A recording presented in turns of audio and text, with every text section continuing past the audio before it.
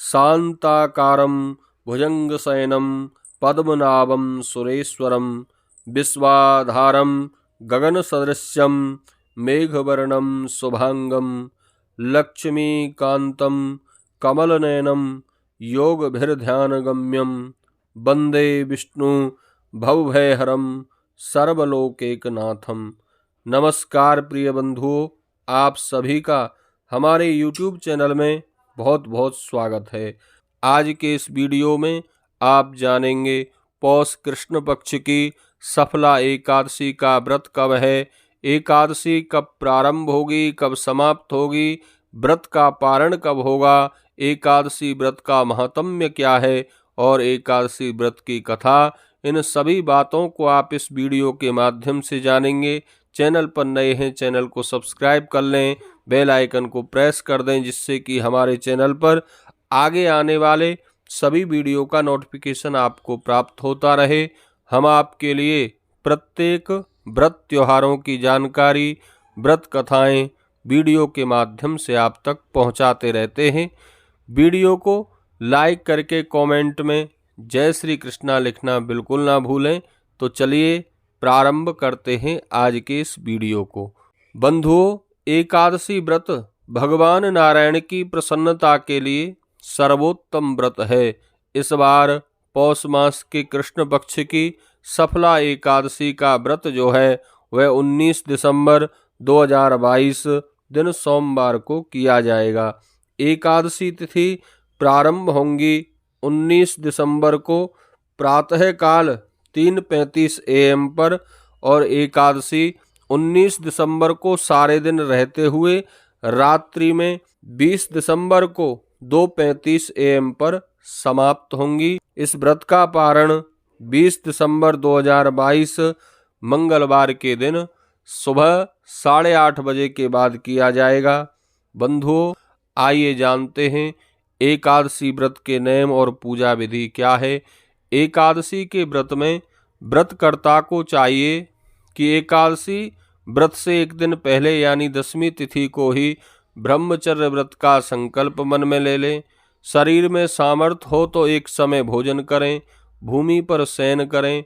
एकादशी वाले दिन प्रातः ब्रह्म मुहूर्त में जगकर स्नान आदि करके भगवान विष्णु के सम्मुख, भगवान नारायण के सम्मुख एकादशी व्रत का प्रातः काल संकल्प ले लें।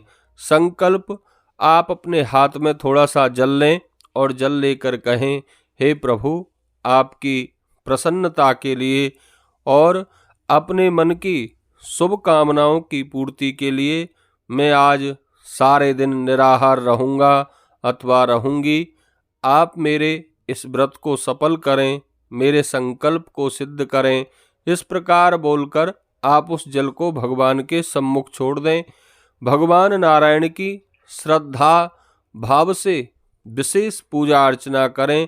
जो भी सामग्री आपके पास में उपलब्ध हो, पूजा के अंत में भगवान को तुलसी पत्र अवश्य ही अर्पण करें। एकादशी, द्वादशी, रविवार के दिन तुलसी ना तोड़ें। पहले से टूटी हुई तुलसी पत्र भगवान को अर्पित करें। तुलसी के पत्ते कभी बासी नहीं होते हैं, इसलिए आप 2 दिन 3 दिन पहले तोड़कर भी तुलसी पत्र भगवान को चढ़ाने के लिए रख सकते हैं। तुलसी पत्र पूजा में भगवान को अर्पण करने से हमारी पूजा पूर्ण हो जाती है, पूजा में कोई त्रुटि नहीं रहती और भगवान नारायण की कृपा प्राप्त होती है, क्योंकि तुलसी भगवान विष्णु को अत्यंत प्रिय हैं। इस प्रकार सारे दिन भगवान का स्मरण करें। किसी की निंदा स्तुति से हमें बचना चाहिए। एकादशी व्रत में दिन में शयन नहीं करना चाहिए और भगवान का स्मरण करते रहना चाहिए।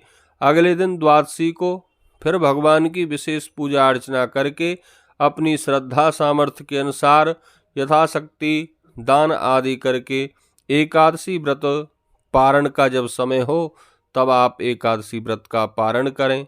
पारण तुलसी मिश्रित गंगा जल से अथवा चावल मुख में डालकर, या फिर आप खिचड़ी बनाएं और उस खिचड़ी का पहले भगवान को भोग लगाएं, फिर स्वयं प्रसाद से पारण करें तो अति उत्तम है, क्योंकि खिचड़ी में चावल भी डाले जाते हैं। भगवान का भोग लगाकर यदि आप खिचड़ी के प्रसाद से एकादशी व्रत का पारण करते हैं तो बहुत ही उत्तम है। आइए श्रवण करते हैं सफला एकादशी व्रत की पवित्र पावनी कथा। एक बार प्रेम से कहिए, बोलिए विष्णु भगवान की जय, एकादशी महारानी की जय। युधिष्ठिर ने श्री कृष्ण भगवान से पूछा, भगवान, पौष मास के कृष्ण पक्ष की एकादशी को किस नाम से जाना जाता है? उस दिन किस देवता की पूजा की जाती है और इसके व्रत की विधि क्या है?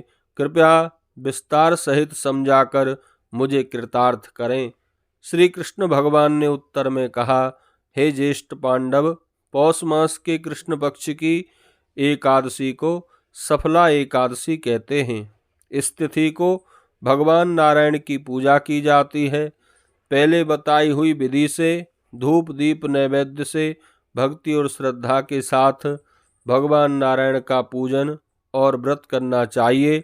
ऋतु के अनुसार जो भी फल सुलभ हों भगवान को अर्पित करने चाहिए। यदि सफला एकादशी का व्रत श्रद्धा और भक्ति के साथ जागरण सहित किया जाए तो 5000 वर्ष तक की जाने वाली तपस्या के बराबर फल प्राप्त होता है। यह समझाकर श्री कृष्ण भगवान ने एकादशी की कथा कहना प्रारंभ किया। भगवान श्री कृष्ण कहते हैं, हे युधिष्ठिर, एक चंपावती नाम की नगरी थी। वहाँ महिष्मान नामक एक राजा राज्य करता था। राजा के 4 पुत्र थे। उनमें लुम्पक नाम का उसका सबसे बड़ा पुत्र पाप कर्मों में लगा रहता था। वह अपने पिता के धन को पराई स्त्रियों और वेश्याओं के साथ रंगरलिया करने में खर्च करता था। देवता, ब्राह्मण और भगवान के भक्तों की निंदा कर उन्हें कष्ट पहुंचाता रहता था। जब उसके इन कारनामों का पता उसके पिता को लगा तो उसे राज्य से निकालकर बाहर कर दिया गया। जब उसको सबने त्याग दिया तो वह सोचने लगा कि अब मैं क्या करूं, कहाँ जाऊं। अंत में उसने अपने पिता की नगरी में चोरी करने का मन बना लिया। वह दिन में तो जंगल में पड़ा रहता था और रात में अपने पिता की नगरी में चोरी करता था। अन्य पाप कर्म करने में भी वह नहीं चूकता था। नगर के निवासियों को उसने अनेक प्रकार से यातनाएं दे रखी थीं, उन्हें अनेक कष्ट पहुंचाए थे। उसके इस कुकृत्य के कारण कुछ ही दिनों में नगरी से बहुत से नगर निवासी अन्यत्र जाकर बसने लगे। उसे पहरेदार पकड़ तो लेते थे, पर वे राजा के भय से उसे छोड़ भी देते थे। जिस वन में लुम्पक रहता था वह भगवान को बहुत सुहाता था। उसमें एक बहुत पुराना पीपल का वृक्ष था। सब लोगों की यह मान्यता थी कि यह वन देवताओं के खेलने और मनोरंजन का स्थान है। लुम्पक पीपल के उसी पेड़ के नीचे रहता था। पौष का महीना आया तो कृष्ण पक्ष की 10वीं के दिन रात में ठंड के कारण वह मूर्छित हो गया, क्योंकि उसके पास कोई वस्त्र नहीं था और पौष मास की रात्रियां अत्यंत ठंडी होती हैं। कड़ी ठंड होने के कारण उसके हाथ पैर अकड़ गए और वह पूरी रात जागता रहा। नींद आ ही नहीं। ज्यों-त्यों करके रात बीती, पर सूर्य भगवान के उदय हो जाने पर भी उसे होश नहीं आया। सफला एकादशी को दोपहर तक भी वह बेहोश ही रहा। जब दोपहर में सूर्य की गर्मी बढ़ी तब उसकी चेतना लौटी। ज्यों-त्यों करके वह उठा और गिरते पड़ते भोजन की खोज करने लगा। उस दिन उसमें इतनी शक्ति भी नहीं रही थी कि वह किसी जीव को मार के खा सके। अतः भूमि पर गिरे हुए फलों को ही इकट्ठा करके ले आया और उस पीपल के नीचे जा पहुंचा। सूर्य देवता छिप चुके थे। लुम्पक ने वे फल पीपल की जड़ के पास रख दिए और मन ही मन कहने लगा, हे भगवान, इन फलों से आप ही अपनी भूख मिटा लें। ऐसा कहकर वह रोने लगा। उस रात भी भूख प्यास से दुखी हो वह सो नहीं सका। उस महापापी के इस व्रत तथा रात्रि जागरण से भगवान अत्यंत प्रसन्न हुए और उसके सब पाप दूर हो गए। प्रातःकाल हुआ तो अत्यंत सजा हुआ एक दिव्य रथ उसके सामने खड़ा था। उसे देख वह हक्का बक्का ठगा सा रह गया। तभी आकाशवाणी हुई, राजकुमार, भगवान नारायण की कृपा से तेरे सब पाप नष्ट हो गए हैं। अब अपने पिता के पास जाकर राज्य प्राप्त कर ले। इस आकाशवाणी से लुम्पक बहुत प्रसन्न हुआ और भगवान की जय जयकार करने लगा। नारायण की जय बोलते हुए वह प्रभु के भेजे हुए सुंदर वस्त्रों को पहनने लगा। लुम्पक रथ में सवार होकर अपने पिता के पास पहुंचा। वहां जाकर उन्हें प्रणाम किया और अपने उद्धार की पूरी कथा सुनाई। पिता ने अपना राज्य उसे सौंप दिया और स्वयं भगवत भजन करने के लिए वन के लिए प्रस्थान किया। लुम्पक राज्य विधान के अनुसार राज्य करने लगा। उसकी पत्नी, पुत्र आदि सब नारायण के परम भक्त बन गए। जब वह वृद्ध हो गया तो वह भी अपने पुत्र को राज्य सौंपकर भगवान का चिंतन करने के लिए वन में चला गया। अंत में जब उसने इस नश्वर शरीर को त्यागा तो भगवान के लोक में जाकर मोक्ष प्राप्त किया। बोलिए विष्णु भगवान की जय। एकादशी महारानी की जय।